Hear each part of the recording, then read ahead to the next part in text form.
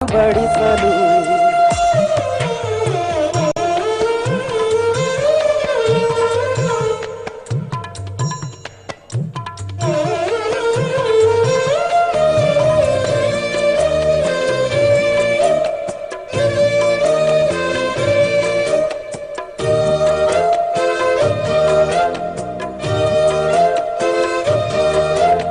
ಕುಚ್ಚಳು ಗಂಜಿ ಉಪ್ಪಿನಕಾಯಿ ಹೇಗೆ ಮಾಡಿವೆ ಗೆಳೆತನ ತುಪ್ಪಕ್ಕೆ ಬಿದ್ದ